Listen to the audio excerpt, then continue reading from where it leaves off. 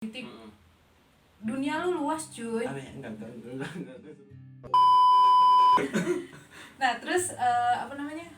Nah kan kita semua ini udah di Bandung nih ya, udah di Bandung, udah banyak lah mungkin survive yang di kalian tinggal di sini pasti dapat pengalaman berharga lah, positif gitu kan, buat bekal hidup lu bakal lebih maju lagi gitu. Ada nggak sih selama lu tinggal di Bandung tuh orang-orang yang mungkin apa ya, bukan berpengaruh ya, buka apa motivasi mungkin buat ada kan gua harus kayak dia gitu kan, tapi semangat gitu kan, gua harus semangat, gua ketemu sama orang ini gua semangat gitu kan. Ada nggak sih gitu? ada lah pasti. Dari Kang Daniel dulu udah kayaknya. Ada lah, banyak ketemu orang kayak gitu mah. Ya salah satunya lu juga tahu, kenal sendiri lah sama aku. Jujur aja Ki, udah inspirasi dari dia. Kalau lo mau tomat kalau lo gitu Ya, biar lanjut. Ya sama beli. Aduh salah kok. Itu siapa tadi? Mau narik kapan malah kita. Ya lanjut. Ya pokoknya mah terinspirasi dari beliau. Dia itu orangnya kalau baik udah wajar ya. Iya. Tapi ini udah kalau kelewatan baik lah, Iya, kalau menurut baik banget. kelewatan baik lah. Ya mungkin buat anak-anak saya yang jadinya mungkin netizen pasti udah pernah tahu lah. Paling salah satunya beliau. Itu masih banyak yang lain juga ada. Ya, kalau gue sih nggak terpaku untuk itu ya. Jadi gue bisa apapun. Jadi kalau gue tuh selalu ingat yang namanya pepatah orang dulu tuh, kesannya gini, bahasa Sunda lah ya, bahasa Sundanya gini dulu tuh, rek kamana bae oge, rek di mana bae oge, bawa kejujuran jeung kahadean. Iya. Eta we Nih gua Salah. Si Sama. kesuksesan. nek di mana bae, ibaratnya mau dimanapun lu berada Tuh. ya kan, bahasa mau di Indonesianya. mau dimanapun lu berada, kayak harus menebar Jujur. kebaikan, menebar semua kebaikan, dan lu harus ini tanamin dalam diri itu kejujuran. Modal hidup mah satu, jujur. Jujur, terus mau dimanapun insya Allah dah gitu kan, semua orang bisa respect sama lu gitu. Jujur mah nggak bisa dibeli. Nggak bisa dibeli bang. Terus ada pepatah lagi yang namanya, balik lagi ya, lu bilang orang yang berpengaruh di hidup gue itu banyak, karena gue tuh tipe orang yang tidak terpaku untuk itu aja gitu kan. Ketika ada orang, bahkan mungkin sekalipun lu pada bisa jadi inspirasi gue dalam artian untuk beberapa hal gitu kan, yang menurut beda tapi mungkin sedikit memicu kesemangatan buat hidupnya kayak gitu. Gue nggak, wah misalkan idola gue Albert Einstein nih misalkan, ini penuh sama enggak sih. Jadi siapapun orangnya itu sih beda lagi sih ceritanya. iya, jadi apa ya, inspirasi itu gue bisa dapetin tidak satu orang aja. Iya, banyak. Iya. Makanya sampai waktu itu ibu gue bilang, nenek lah ya, ada pepatah yang bilang gini,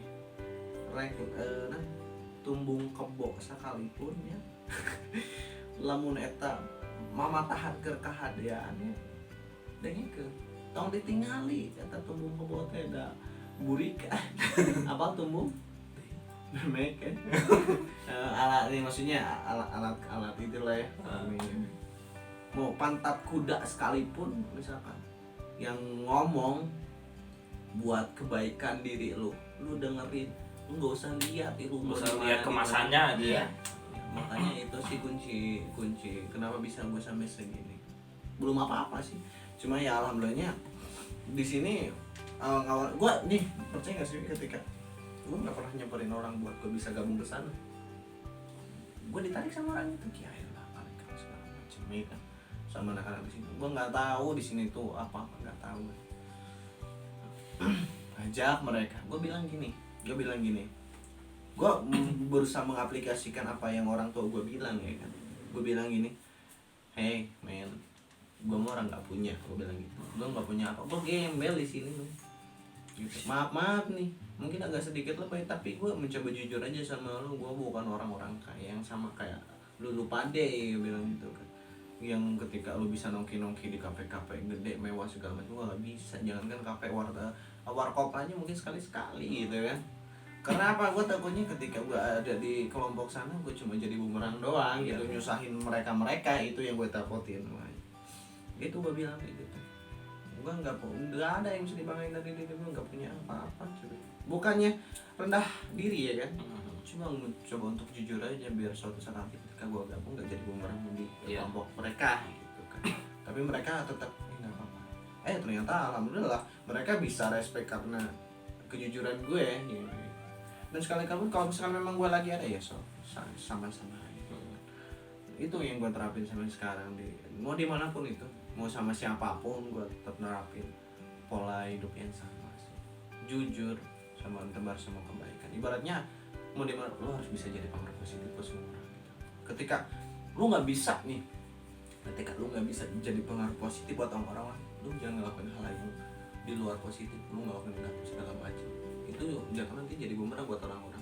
Sebenarnya ketika lo nggak bisa membuat orang itu baik, lo udah tetap aja jadi orang baik gitu kan. Jangan melebihi gitu, aku bilang gitu. Itu aja sih paling menurut sampai sekarang ya. Lu tuh kaget aja. Apaan? Berpengaruh kalau di Bandung mah apa ya? Di sini tuh karena orang juga baru juga setahun lebih gitu kan. Karena lamanya gua tuh di Jakarta, survive-nya benar-benar survive di pengalaman tuh kebanyakan di Jakarta gitu kan. Jakarta apa sempat.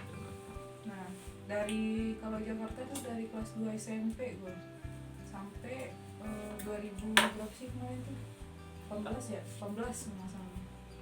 Di sini mah baru ya setahun lah, hampir setahun sama kayak Kang Daniel gitu kan. Mungkin gue ketemu sama orang-orang yang apa ya, kalau kata almarhum dulu tuh, kalau gue nggak ketemu sama si Cici, gue nggak bakalan ketemu sama Mas Lufi sama almarhum gitu kan. Itu kayak ada goncangan dari diri gue sendiri gitu kan. Jadi kayak apa sih kalau bahasa itunya goyah ya gitu kan, kayak bimbang gitu loh kan, bimbang takut ya gue nggak berkembang di sini gitu kan, bimbang bimbang gitu kan. Tapi gue tipe kalau orang tuh ketika gue udah ngelakuin sesuatu hal, gue harus mempertanggungjawabin itu gitu loh kan. Ketika gue kesini gue ketemu lah yang namanya Mas Lufi, almarhum, Ferdina, Kang Daniel gitu kan. Tapi sebelum gue ketemu Kang Daniel, gue udah ketemu sama Mas Lufi, Ferdina, almarhum gitu kan, Cici, terus siapa lagi tuh. Nah pas di situ gue ketemu lah sama Kang Dani, Kang Mobi dan anak-anak yang lainnya gitu kan. Nyesel nggak? Dibilang nyesel sih enggak sih. Bohong dia. Aja astagfirullahaladzim, enggak, Susan gak boleh kayak gitu loh. Enggak, bener, gue dibilang nyesel sih enggak. Tapi yang gue yang nyeselnya itu ketika gue ketemu sama orang yang bener-bener apa ya, luar biasa banget gitu loh. Cing, biasa di luar loh Bang. Iya, luar pintu, di luar rumah. Tapi bukan melebihi Allah ya, Allah tetap nomor satu cuy gitu kan. Kita nggak bahas Tuhan ya. Ya takutnya orang-orang kan menganggapnya wah ini gitu kan. Nah gue ketemu sama dia ketika gue tuh emang lagi banget ketika gue lagi bener-bener terpuruk banget. Ketika gue ditinggalin sama bokap gue baru 4 bulan gitu kan, gue udah berani coba buat ke Bandung dan di Bandung tuh kabar yang menurut gue dapet kabar bokap gue udah gak ada gitu kan. Itu berat banget buat kesini tuh, kayak memori gue tuh kalau gue ke Bandung lagi gue bakal keinget gitu kan. Tapi ketika gue ketemu sama nih orang-orang ini gitu loh kan, gue kayak gue harus bangkit lagi cuy gitu kan. Gue nggak boleh kayak gini gitu kan. Cuman ketika gue buat berdiri benar-benar berdiri bisa tegak gitu tuh susah gitu kan. Mungkin ketika gue ada beberapa hal yang bisa buat gue tegar gitu kan. Tapi ketika gue sendiri gue tuh ngerasa kayak kenapa sih gitu kan, kenapa gue bilang kayak gitu kan. Cuman gue nggak boleh kayak gitu kan, sama aja gue menyalahkan dong gitu kan, menyalahkan keadaan gitu kan. Dan kadang gue bilang kenapa sih gue ngomong sendiri kan, kenapa sih kan Gila. setengah Udah gaji.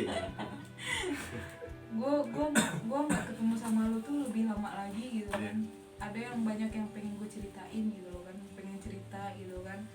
Tapi ternyata gue ketemu sama orang-orang ini nih, kayak almarhum Telina gitu kan. Ketika gue ke Bandung awal Desember tahun lalu tuh, gue sempet kenal sama Pami tuh kan, masuk ke grup Pami kayak gitu kan. Nah ternyata si Paminya itu ngadain acara, ada mereka berdua di situ. Tadinya gue mau ikut tapi gue nggak jadi ikut gitu kan. Kedua, bikin konten di Gua Belanda, di situ ternyata sama dia juga, sama Almarhum juga. Pas gue ngeliat, gue baru ngeh, anjir ternyata dunia tuh sempit juga ya, bilang gitu kan. Gue ditakdirin, ya balik lagi takdir ya, gue ditakdirin buat ketemunya sekarang gitu loh kan. Dan ya sangat menurut gue tuh the best banget lah gitu kan, ketemu orangnya. Baru kali ini ya gue yang ngerasain hidup ketemu orang yang kayak begitu gitu loh, yang murah hati, rendah hati gitu loh kan. Gue nggak kebayang sih gitu kan, baiknya dia tuh luar biasa gitu kan. Sama ya Kang Daniel sendiri tau lah orangnya seperti apa gitu kan. Kan lu mbak mas kan gue. Dan sampai sekarang maksudnya ketika dia nggak ada, gue ketemu sama sosok istrinya gitu kan, yang Penempakan yang bukan benar, sosok istrinya gitu yang nggak jauh beda cuy sama suaminya gitu loh kan. Si almarhum itu yang baik banget gitu kan. Kang Daniel juga kenal lah gitu kan orangnya. Dan ya gitulah gitu kan. Kalau diceritain mah panjang, sepanjang luas samudra, sepanjang jalan. katanya lo bilang dunia sempit ya. Kan gue nggak bilangin dunia cuy. dia mah Nggak konsisten ya. ODGJ dulu. Astagfirullahaladzim ya Allah. Ini buat Bang Yo, ini ada ODGJ ya. Kan ketuanya lu kan kemarin. Lu kemarin kan ngedit itu ODGJ gak kelar-kelar kan. Pokoknya buat kalian yang mau berbagi pengalaman juga sok. Jangan itu dulu. Inti dari cerita kita nih, buat pesan-pesan buat orang-orang di luar sana gitu apa Tapi sih? ya gini Wi, Bukan gua. ya, Bukan gua. dari cerita lo gitu ya, gua simpulinnya gini. Angger. Tapi ya hidup tuh harus punya tolak ukur. Manusia itu harus punya tolak ukur atas dirinya sendiri. Nggak cukup ketika dia udah mengenal diri sebagai ini. Karena gini, manusia itu terlalu banyak pemakluman atas dirinya sendiri. Ya mungkin sifatnya mungkin itu apa ya, ada yang perlu dirubah segala macam. Kadang ada aja orang yang gini, lu gue emang kayak gini orangnya men, kalau misalnya lu gak suka lu pergi aja. Iya. Terlalu banyak orang yang kayak gitu. Kita mah bukan kayak apa sih bukan kayak gitu, cuma ya karena mungkin ada sisi lain yang mungkin orang itu sebenarnya baik, cuma karena sifat itunya gitu. Kenapa orang-orang tuh menghindar dari orang itu? Ya karena itu terlalu banyak pemakluman atas dirinya sendiri. Sampai kayak lu kalau nggak suka sama gue ngomong di depan gue, lu mending pergi jauh segala kayak gitu. Karena itu nggak punya tolak ukur.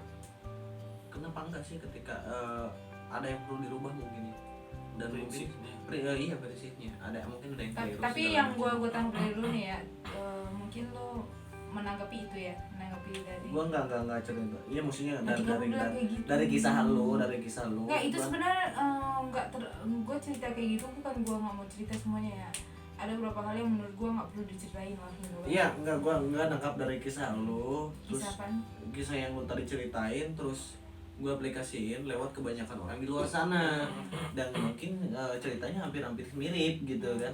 Sampai lu mengalami suatu yang namanya pasti penyesalan yang bener-bener nyesel banget segala macam. Karena gini Wi, kenapa kita bisa nyesel? Gue pengen ketika gini loh, sampai gue bakal ikhlas banget, seriusan, lillahi ta'ala gue ikhlas banget. Suatu saat nanti Tuhan manggil orang tua gue dengan posisi dan keadaan yang dimana gue sudah merasa cukup puas segala macam, udah banyak mempersembahkan suatu hal untuk mereka, waktu segala macam. Ketika mereka benar-benar butuh, gue ada di sana ya kan, gue nggak terlalu sibuk sama apa yang menjadi urusan gue, gue bakal ikhlas banget. Bukannya karena, wih gue mau banget ya, bukan gitu, cuma ya gue bakal ikhlasilah ta'ala ketika gue sudah banyak mempersembahkan, ketika di akhir-akhir hidup mereka gue mampu ada buat mereka gitu kan, mendedikasikan seluruh hidup buat dia loh, buat orang tua kita gue bilang. Tapi menurut gue Ki, setiap orang tuh beda-beda sih Ki. Kenapa gue bilang beda-beda? Ketika kita kayak lu kan ngomong, ketika suatu saat orang tua gue bakalan diambil sama sang pencipta ya, gue udah benar-benar ikhlas gitu kan. Tak, menurut gue nggak semua orang sih kayak dia ngomong ucapannya diikhlas, tapi ya sebenarnya dia ikhlas tapi di dalam lubuk hatinya itu belum ikhlas. Nah makanya gue bilang mungkin lu, gue nggak menginiin ya, maksudnya nggak ini, cuma dari pribadi gue sendiri gue juga pernah ngomong kayak gitu gitu kan. Ternyata ketika gue mendapat cobaan kayak gitu tuh gue belum bisa cuy gitu kan. Karena gini Wi, ya apa ya, kalau misalkan bukan membagi-bagi versi ikhlas itu seperti apa, itu seperti apa. Karena ada yang dimana ketika kita tuh sulit kalau gue pribadi, kenapa gue nggak bisa? Karena mungkin ya selama di akhir-akhir dia gue nggak ada segala macam, yang gue takutin itu ya kan. Makanya ketika gue sudah memenuhi ya itu semua ya kan, gue belum bisa melihat orang tua ketika melepas akhir-akhirnya selama di dunia dengan tersenyum segala macam, gue udah cukup bener-bener bahagia banget. Ya udah nggak apa-apa, gue tuh udah terlalu banyak belajar untuk hal itu gitu. Iya. Ya kan. Terus kenapa sih orang tuh udah bilang ikhlas tapi dalam hati masih nyesel? Itu karena mungkin ini apa sih namanya tuh, lebih ke emosi aja sih. Emosi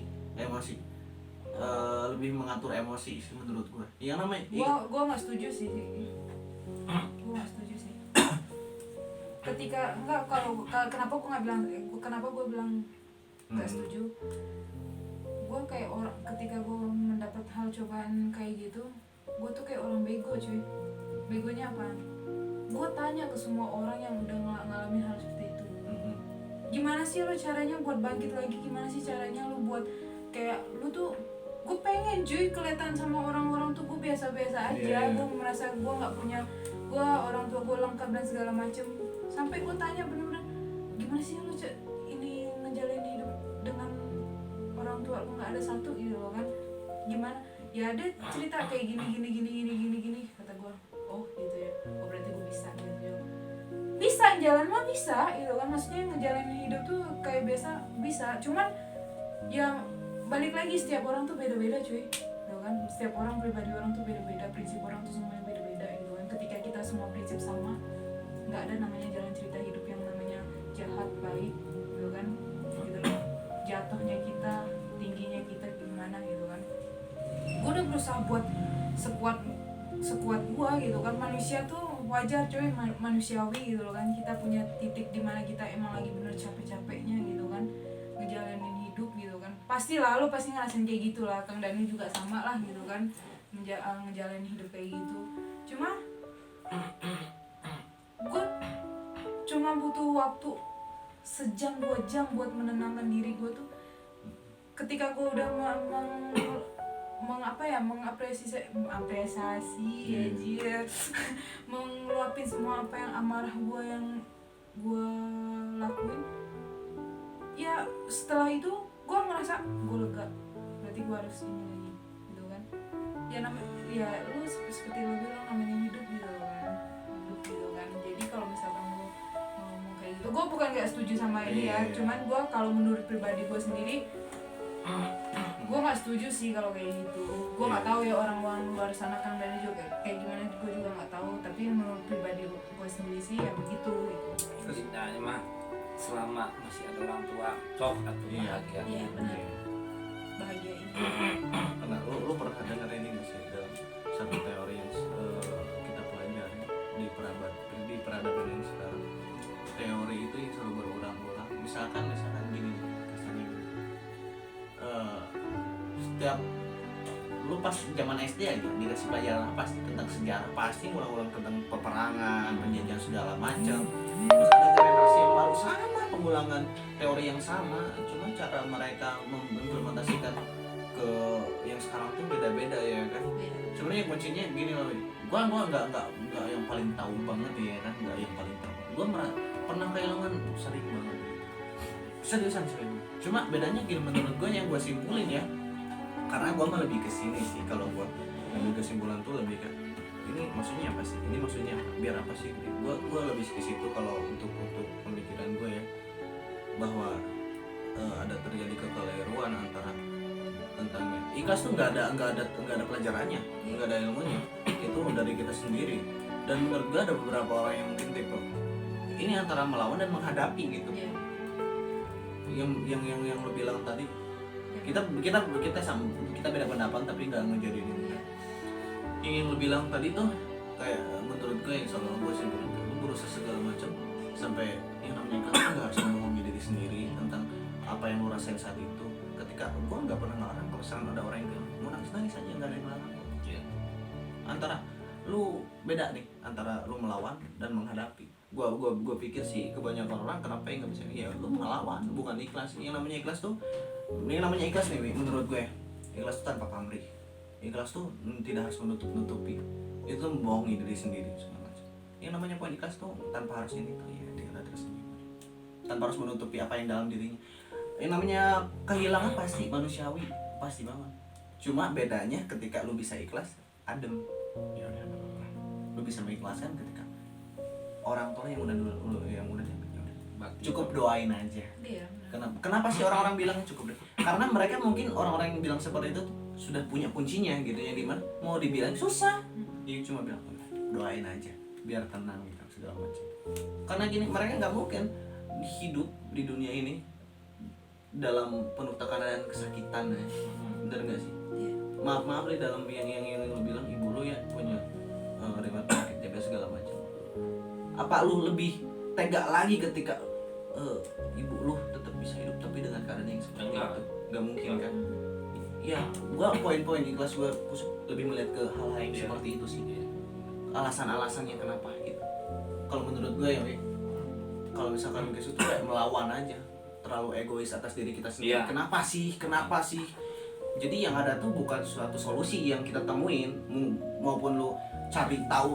Ikhlas itu nggak tumbuh dari orang lain, tapi dari kita sendiri, yang kita temuin, yang kita lihat, yang kita alamin dengan mata kepala kita sendiri. Nggak bisa nemuin dari orang lain, nggak ada. Ya, tapi yang kita lihat ke situ sih. Sama namanya kayak dulu itu ibu. Jadi ibu udah udah ke Bandung mah udah di ontrok lah ini apa rumah sakit terakhir di Kawaluyan Belanda. Itu tuh 3 hari masih biasa aja gitu. Pas hari ketiga malamnya ini ngedrop. Ini cerita aja ya. Ngedrop beliau. Ngedrop langsung dibawa ke UGD. Di UGD seminggu lah. Nah pas baru masuk UGD sehari 2 hari itu udah sempet anfal sebenarnya. Udah sempet anfal. Cuma sama ya kita anak-anaknya kan masih pingin berlama-lama lah sebenarnya. Dibantu nih sama alat. Jadi kalau di manusianya mah mungkin ya gitu. Itu tuh udah nggak ada ibu tuh. Cuma karena kebantu sama alat jadi masih ada napasnya. Dari situ udah sampai 3-4 hari itu baru kepikiran. Benar kata Siki, ikhlas tuh ya kayak tadi ngelihat ibu udah sakit-sakitan, udah yang harusnya pergi tapi masih ditahan sama ego kita. Itu orang sempat ini debat sama kakak, udah buat apa, udah kasihan gitu. Jadi gitu. Ya pokoknya mau gitu, kasihan, udah mending dicabut aja alat sama si obat naikin tensinya. pas sudah berapa 4-5 hari itu dicoba tuh si obat yang buat naikin tensinya udah di stop, itu mulai turun. Pas seminggu udah cabut aja lah tuh teh, kasihan gitu juga, udah harus ya ini. Begitu alat dimatiin langsung emang. Itu karena keegoan kita. Keegoan. Makanya di situ penyesalan. Banyak, makanya mempengaruhi, yang banyak sih yang bisa mempengaruhi. Kan aku tuh udah berusaha tapi tetap nggak bisa. Itu emosi lu yang berbicara, bukan diri lu sendiri, bukan hati lu, hati kecil lu tuh sebenarnya udah pasti udah nggak apa, cuma karena emosi itu. Karena pas dalam keadaan yang seperti itu, mau orang sebijak apapun Iya. nih, mau Bingung sebijak dia, apapun, bingung. Berarti lo bilang gue gak ikhlas nih. Enggak, ya. Gua Versinya beda. Versinya. Kan kita ngomongnya random nih, ngambil dari kisah lu. Enggak, gue gak ada kisah ini, kisah gue bagus semua. Dari mana? Gua nggak bilang ngebahas tentang lu nya, tapi secara ceritanya, kisahnya kita bahas secara umum buat kita implementasiin ke orang-orang kayak gimana gitu pembahasannya. Dan yang gua simpulin kayak gitu. Dan lu ketika udah bisa, buat semuanya lah, ketika lu udah bisa yang namanya menguasai dunia ikhlas segala macam, lu nggak gampang nangis, man. Bukan nggak bisa nangis, nggak gampang nangis. Lu bisa menahan tanpa harus menutupi diri sendiri. Iya. Kalau udah ikhlas nggak mungkin nangis. Nggak mungkin nangis. Kenapa kira-kira lari ke gue semua ini? Enggak. Seriusan, tapi memang bukannya ini ya, nggak mungkin, bukan nggak bisa nangis. Jadi momen yang dia ambil buat kayak bener-bener sendiri, tapi buat sendiri gitu, nangis, tapi tanpa harus menunjuki. Karena ya itu yang namanya ikhlas tuh nggak pamrih, nggak Kenapa membohongi. bilang kesana? Ya, yang namanya Bilang ke gue aja, jangan bilang ke gue. nggak Ini membohongi. kan mulai lo merasa gue yang gak ikhlas gitu kan, yang gak menerima kenyataan hidup kayak seperti apa gitu kan. Ngomong situ. Sorry. Nggak, sebenarnya di kursi aku Iya, situ jadi ngadep kayak gini lah. Gua juga sama ya kata dulu ini. Tapi emang Emang lo pernah lihat gue nangis gitu? iya, maksudnya tanpa harus kayak gitu. Iya, semuanya punya insting, men. Punya. Kenapa kita tuh dianugerahi yang namanya rasa, insting, perasaan, kepekaan lah ya. Kita bisa tahu tanpa harus lu bilang lu lagi sedih. Iya, dengan raut Anda muka paranormal. Iya, Coba sih. sama orang pasti ya umum lah, udah umum banget. Ya lu pikir aja ketika misalkan lu temuin ada cewek misalkan ya, yang tiba-tiba ditinggalin cowoknya terus dia merenung aja di sendiri aja ditambah dengan muka. Ya itu udah ketahuan aja. Ya itu umum banget. Jadi jangan disangkut-pautin lu bisa ya segala macam. Enggak. Bisa apaan ini? Iya, maksudnya bisa menebak, meneramal segala macam. Enggak. Kata siapa kayak gitu? Karena banyak lu nggak tahu ya kejadian gini. Contoh sederhana. Makanya lu pada harus pinter nih. Aja. Buat cewek-cewek lemah banget nih, bisa kepengaruhin gara-gara mau. Cewek misalkan putus ditinggal cowoknya, nanti ceweknya nangis. Contoh. Cewek ini kan lagi murung sama dia, banyak bikin status ya namanya cewek lah ya. Tiba-tiba ada cowok nih. Harus bedain nih. Kayaknya pengalaman hidup ya. Cowok yang namanya cowok modus sama cowok emang bener-bener kan. Yang cowok misalkan ini tuh kayak cuma ya udah sabar, udah cukup, diberhenti cek.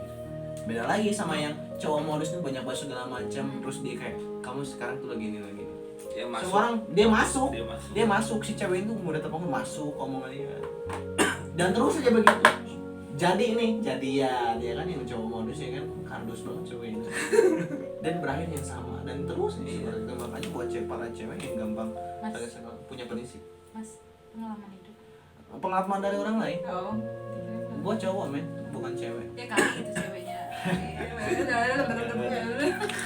Ini namanya mau buat cewek-cewek. Karena gua sering banget bang ya yang cewek kayak gitu banyak curhat segala macam gitu sampai gitu. Lo harus punya prinsip. Gue sebagai manusia biasa, gue juga bukannya nggak punya perasaan, gue punya perasaan, cuma ya gue lebih dikontrol aja gitu. Bukannya minder segala macam. Suatu saat kalau misalkan gue udah waktunya pas kan, udah sikat. Semua itu lebih ke tolak ukur sih. Makanya gue ini tolak ukurnya gini loh bang, ketika kalau orang nih, ya maaf nih sharingnya ini, yang gue lihat yang orang sudah punya tolak ukur atas dirinya sendiri tuh hebat deh bang. Hebatnya kenapa? Dia bisa tahu dia bisa tahu untuk apapun itu, untuk anything yang mungkin dia bisa lakuin, dia bisa bersumpah segala macam. Dan itu dalam apa ya, perhitungan dia sendiri. Jadi dia bisa melakukan sampai mana sih gitu, dan antisipasinya segimana gitu. Karena contohnya gini, contoh kecilnya ketika orang yang tidak pernah mengukur dirinya, punya tolak ukur atas diri sendiri. Lu hidup selama ini sejauh mana sih yang lu udah mengerti tentang yang namanya hidup? Lu pasti ngeblank. Hah? Gimana? Bener nggak? Itu kan ya hidup baik gitu kan, ya gitu kan kasarnya. Beda lagi ketika orang yang udah punya tolak ukur yang namanya hidup tuh kayak gimana. Prinsip. Bukan, tidak hanya itu, tidak hanya tentang prinsip. Itu mah cuma alat untuk kita bisa menjalani hidup gitu. Alat yang tools lah yang ngebantu kita, yang mempertahankan kita dari protek apapun.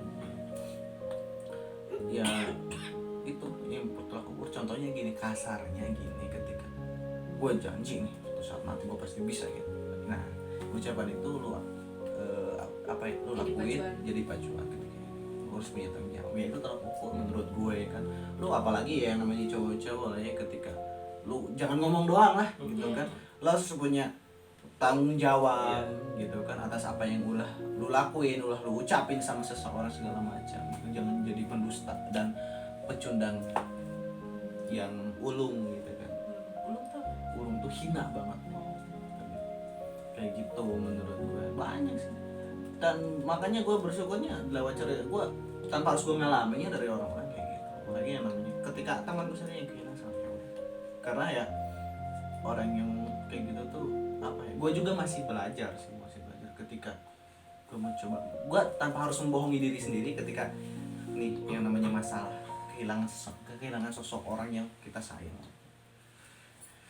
Bukannya nggak sedih, tanpa harus membohongi diri sendiri, kita nggak harus nangis depan, cukup mendoakan. Kamu emang udah harusnya kayak gitu ya, nggak apa-apa gitu kan.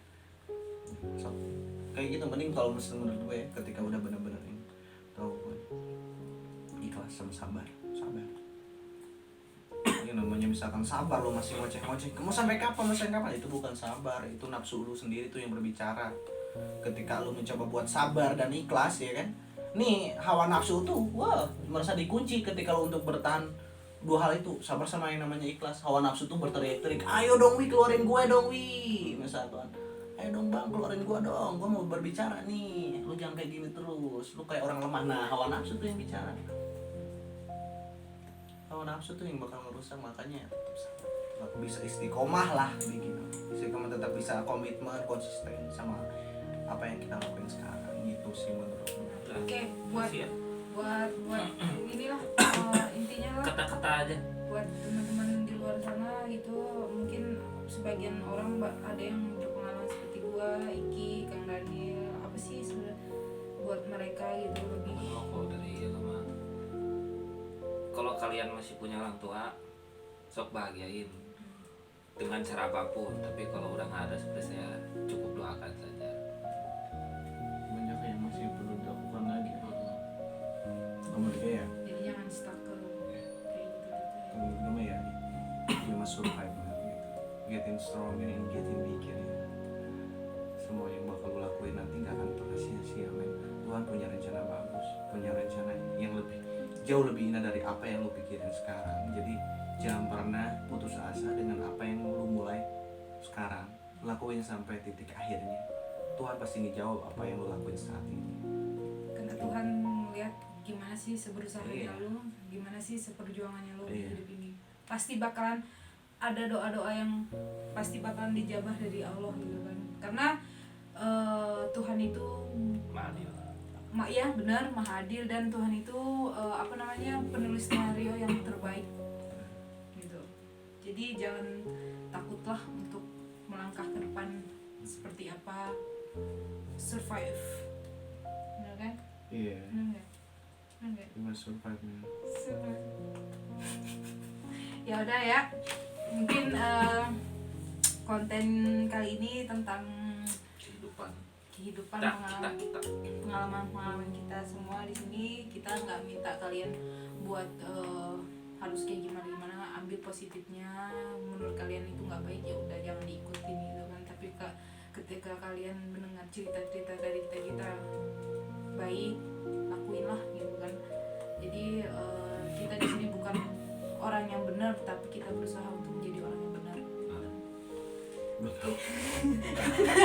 Mungkin sekian dari konten kita. Jangan lupa apa? Like, comment, subscribe, and share sebanyak-banyaknya. Dadah. Kalau ada salah-salah kata maaf.